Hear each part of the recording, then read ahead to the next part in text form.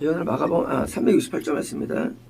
거기에 서 있던 자들 중 그러니까 나귀 새끼를 갔는데 나귀 새끼가 지금 발견해 가지고 이제 그것을 풀었죠. 주인한테 말도 안 하고, 그리고 사람들 옆에 서 있는데도 묻지도 않고. 근데 이것이 믿음입니다. 예수는 절대권자입니다. 절대권자가 풀고 오라면 거기에 앞에 사람 서 있으니까 이거 좀 풀어도 됩니까? 물으면 어떻게 물으면요. 그 사람들이 나 주인 아닌데요. 또는 그 사람들이 그거 남의 걸 왜 푸세요 할 수도 있고요. 주인이라면 뭐랍니까? 물으면 당연히 안 된다 그러죠. 이 신앙의 어려움이 뭐냐면요. 예수님께서 말씀하셨어요. 했는데 그리고 바로 그래서 사람들이 보입니다. 그럼 사람한테 뭡니까? 그것을 협조를 구하고 사람에게 뭐예요? 어떤 타협을 찾을 수가 있는데 대부분은 이게 불신앙입니다. 하나님이 아브라함한테 가나안 땅에 가 했을 때 아브라함이 아들한테 가가지고 같이 가시면 어떻겠습니까? 또는 가도 될까요? 이거는 아무것도 못합니다. 하나님이 알고서 했다며요? 그냥 가면 되는 거예요. 갈 때 왜 가냐? 이렇게 되는 거예요. 왜 가냐? 이렇게 돼야 일이 되죠. 그러면 이제 하나님 말씀했어요. 해야 일이 되죠. 그 전에 찾아가서 아버지한테 아버지 제가 어제 음성을 들었는데요. 하면은 100% 방해가 됩니다. 그 일 안 하겠다는 거든요. 일 못 하거든요. 무조건 반대를 하는데 왜요?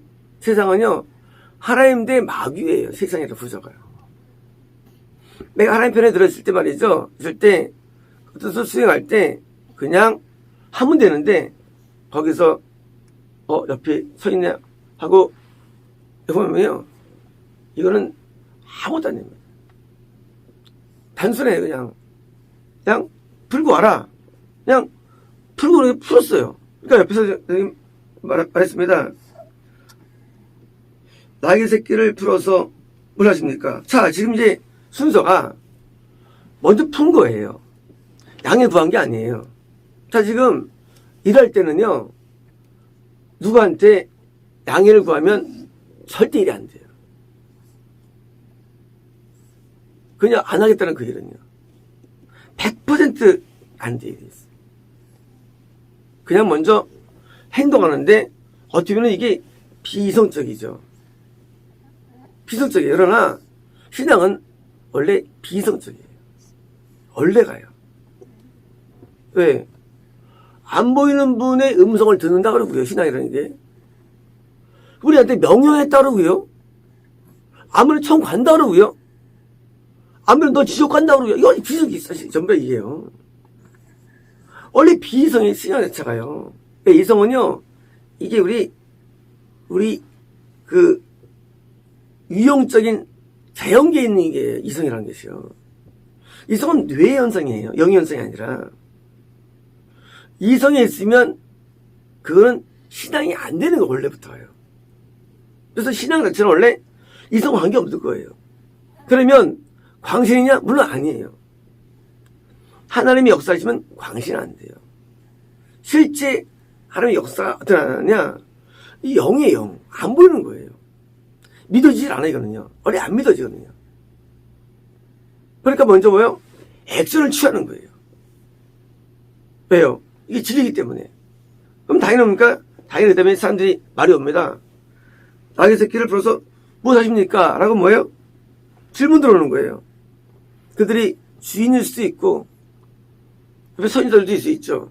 근데, 어떻습니까? 이래야 지금 우리가 갑이 되는 거예요. 그거 뭐 하려고요? 반대가 있는 거 있죠. 하지만 이미 푼 상태예요. 반대가 있어요? 풀었어요. 무엇입니까? 그렇기 때문에 그때 설명들하는 거예요. 설명이요. 그러니까 신앙 기도법인데 먼저 행동한 다음에 설명해 주는 게 신앙이지, 설명 후 결론, 이거는 자연과학이에요. 자연과학. 우리 논문 쓸 때 합니까? 서론, 본론 이렇거든요. 결론을 나중에 써요. 모든 논문이 그래요. 근데 성경은요? 성경 안 그래요. 결론부터예요. 내가 천지를 창조했어. 저 창조한 걸 설명하지 않고 설명주의예요. 먼저 창조했어. 결론부터예요. 그래서 신앙은 행동이 반드시 수반되는데 하나님을 믿는데 남들이 이해 못해요? 설명할 수 없어요. 신앙 설명 안 됩니다. 그냥 행동하면 질문 들어와요. 무엇 쓰시려고요? 그때 우리 뭐예요? 그때 설명해 주는 거예요. 어떻게 설명합니까? 그래서 그들이 예수님 명령하신 대로 뭐를 말했을까요? 그렇죠. 자, 처음 말해주죠. 왜 이런 일을 행하십니까? 라고 말한다면 뭐예요? 이미 예수님은요, 미리 말씀해 주신 거예요. 자, 이제 물어볼 거면, 이런 일 행하십니까? 말한다면, 그러니까, 그렇다면, 그의 주님이 필요하십니다. 라고 말하라. 그죠? 이미 예수님은요, 답을 주셨어요. 설명할 내용을. 그래서, 누가 물어볼 때 답변을 주는 거예요. 어떤 답이냐? 거의 딱 적합한 받은 말씀을 주는 겁니다. 자, 우리 한 명인 받을 때 말이죠. 받을 때 우리는 답을 갖고 있습니다. 누가 물어보기만 해봐라. 내가 답해 주리라. 그게 또 있는 거예요. 하나님께서는 그걸 무시하지 않습니다. 다른 사람들에게서 오는 내용들을 무시하지 않아요. 그래서 하나님께서 그들을 위해서 뭐요? 답을 주신 거예요. 이걸 마음에 품는 겁니다. 우리는 두 가지가 있는 겁니다. 명령이 있고요. 명령 수반에 따라서 사람들의 도전과 공격에 대한 답을 동시에 받는 거야. 받을 때요. 그래서 물어볼 때 답을 주는데 똑같이 말하는 겁니다. 그의 주님이, 이 낙에서의 주인이. 자, 이제 그 사람들이 진짜 주인일 수도 있고요. 그 수도 있는데, 주인이라면, 내가 주인이 아니구나. 생각해보면, 내가 주인이 아니구나. 내가 낙의 새끼를 내가 애비도 받았지. 키웠어요. 네, 주인이 아니에요. 주인은 누굽니까? 예수님이 모든 만물의 주인 되십니다. 선사도, 별들도, 자연계도 다 예수님이 주인이에요. 그죠? 당연히 예수님의 주인됨을 뭐예요? 지키만 아니라 그 주인과 사람에게 선포가 되는 겁니다. 선포가요. 예수님의 주인이 될 때 뭐예요? 그게 우리가 존재 가치가 있는 거예요. 모든 존재 가치요. 이거 전류에 있습니다. 그죠? 자, 이거는요, 전류에 있어요. 이거는요, 전류에 있어요. 그죠? 가치는 자체가 있는 게 아니라 가치의 부여자가 가치를 느낄 때 있는 겁니다. 우리 인생 가치라는 게 뭐 잘한다가 중요한 게 아니라 그 가치를 느끼며 가치를 여기는 사람이 가치를 평가하는 거예요. 누가 이렇게 울고 있어요? 그럼 어떡합니까? 나는 이걸 가치 없게 봐요. 자, 일반 사람들은 똑같이 봐요. 네, 나는 그렇게 안 봐요. 그렇죠. 다시 말하면 가치 부여자를 누가 두느냐예요. 예수님께 두는 거예요. 가치 부여자를. 여기에 가치관이 형성돼요. 가치관이. 이 가치관이 형성되는데 가치를 누구한테 주느냐 가치 평가자를 부모한테 두느냐 부모에게 부모님이 잘한다 할 때 우리는 가치를 느끼죠. 직장 상사에게 두느냐 가치 부여자를 아니면 정부에 두느냐 아니면 나한테 두느냐 가치 부여자를 아니면 배우자에게 두느냐 부여자를 주에게 두느냐 여기에서 결정되는 거예요. 인생은요. 구원이 뭐냐? 구원은요 이 가치 부여자를 오직 하나님께로 두는 거예요. 그러니까 아브라함이 가려니까 아버지한테 빠이빠이 한 다음에 가는 거예요. 이런 불의 막심이 있어요. 아브라함이 아들 바치려니까 아내는 상의도 않고 아들 바쳐요. 이런 사람 다 있습니까? 그러나 이게 진리예요. 왜냐고요? 가치 부여자에 의해서 행동하는 거예요. 당시 사람들은 어떻습니까? 가족들은 욕하죠. 저런 불에 막지도 않노. 아내는 이런 나쁜 배우자. 당연하죠. 그러나 그것은 어리석은 거예요. 왜냐하면 가치 부여자가 나를 가치 있게 여긴 거기 때문에 내가 다른 가치 부여자가 아닌 사람들에 대한 건 뭐예요? 그거는 별로 의미가 없는 거예요. 가치 많지 않은 거예요. 그런데 여기에 가치를 주겠을까? 이 사람은요. 최종 가치 부여자한테 가치를 둬야 되는데 가치 부여자가 아니라 뭡니까? 학교 선생님에게 가치 부여자를 주는 거예요. 선생님이 이쁘다고 했어. 잘한다고. 누가 굉장히 훌륭하대. 심지어 뭐였어 사람들이? 군중들을 의식하며 가치 부여를. 많은 대중. 그게 왜요? 대중이 가치 기면요 거기에 움직이는 거예요. 가치 부여를. 그래서 오늘날 신앙은 없는 거예요. 오늘날 세상은요. 왜? 모든 가치 부여가 사람들의 좋아요와 구독과 뭐예요? 조회에 있는 거예요. 가치 부여를. 그래서 교회가 뭐예요? 많은 사람을 끌어모으는데 가치를 두는 거예요. 왜? 많은 자에게 가치 부여가 되면 가치 느끼는 거예요. 여기는 거예요. 이건 신앙이 아닌 거예요. 신앙이 아니에요. 신앙은요, 군중, 사람, 여기 있지 않아요. 예수님이라는 그 실존하는 예수님께 뭐예요? 모든 가치를 두고 여기서 이게 바로 신앙이에요. 그래서 구원받으면 어떻습니까? 구원받으면 세상 왕들, 세상 훌륭한 사람들에게 거기서 뭐 기뻐하지 않아요.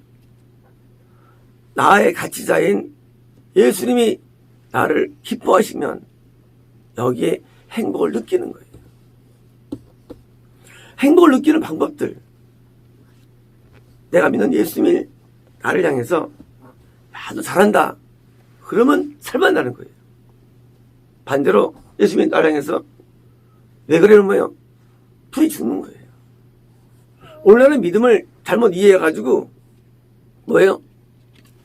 이러니까 이게 믿음이 없는 거예요. 가치 있게 여기면은요 그게 믿음이에요. 안 되기도 해서 하나님 말씀하시는데 나에 대해서 안 좋게 말하니까 마음이 아파야 돼요. 왜? 난 거기에 가치를 뒀는데 가치를 부여한 그 가치권자가 나에 대해서 책망할 때 보니까 고통이 오는 거예요. 그게 애통이에요. 때로 가치권자가 나에 대해 칭찬할 때가 있습니다. 그때는 왜요? 기쁨을 느끼는 거예요. 왜? 가치를 뒀으니 거기다 가치를. 자 이제 하나님의 명령이 말씀이 왔을 때 평가 왔을 때 우리가 거기서 희노애락을 느끼느냐 안 느끼느냐. 그 희노애락 인생의 희노애락이 내가 느끼는 게 있으면 구원이 아니에요. 내가 안 될 때 슬퍼하고 잘 될 때 기뻐한다. 이건 구원이 아니에요. 희노애락이 내가 아니라 가치권자이신 예수님께 있을 때 뭐예요? 그게 구원이에요. 그분이 내가 힘들어도 같이 있다고 얘기면 내가 좋아야 되는 거예요. 당연한 겁니다.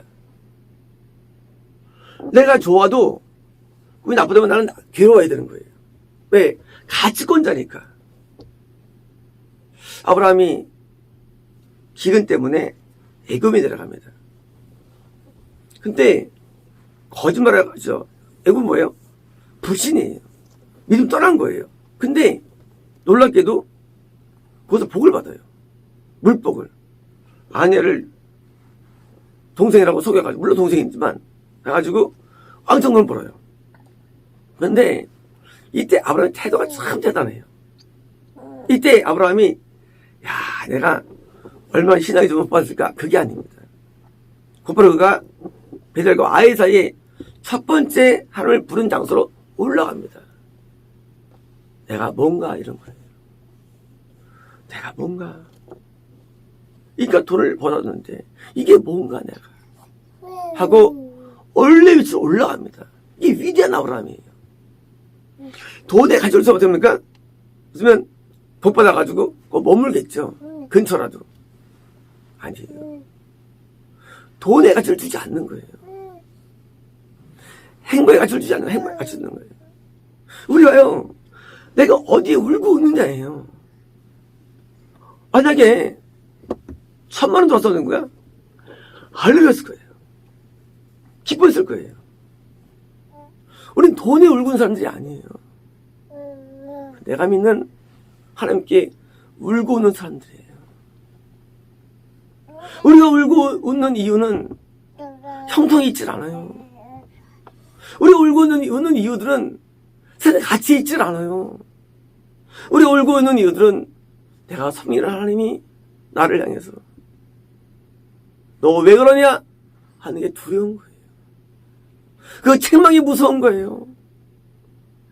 근데 책망 받으면서 잘 된다고 해가지고 웃는다. 이건 가치를 돈에 두는 거예요. 다른 세계예요. 구원의 세계가 뭐냐? 구원의 세계는요, 이 땅에 가치를 두지 않아요. 구원의 세계는요, 나 자신의 가치를 주지 않아요. 나의 주인이신 예수님이 나를 향해서 어떻게 보느냐. 여기에 울고 있기 때문에 감정이 다른 거예요. 이게 참된 구원이며 드디어 이제 이것을 설명해 주는 거예요. 누구에게? 아직 믿음이 없는 사람들에게서 설명해 주는 거예요. 그러니까 그들에게 허락하였습니다. 그죠? 그들이 허락해야만 가져올 수 있죠. 왜? 현실적으로, 법적으로 그들이 주인이니까. 자, 우리는 현실과 이상 사이에 놓여 있습니다. 우리의 이상은요, 영적인 게 우리 이상이에요. 하지만 현실이 있어요. 현실은 뭐예요? 자연계예요. 자, 우리가 영적인 세계를 나아갈 때 우리는 자연계가 발목을 잡습니다. 그러나 자연계가 우리의 뭐에 대해서 허락할 수 있도록 우리에게 또 길을 열어주시는 거예요. 허락을 또 받아야 되는 겁니다. 왜요? 하지만 도둑이 돼버려요. 도둑이. 그러니까 도둑 안 들어갑니까? 안 들으면 당연히 허락받아야 되는데 하나님의 말씀을 통해서 자연계도 납득이 또 되는 거예요. 우리가 처음에는요, 납득 안 됩니다. 그러나 시간이 지나면 나중엔 납득이 되고요.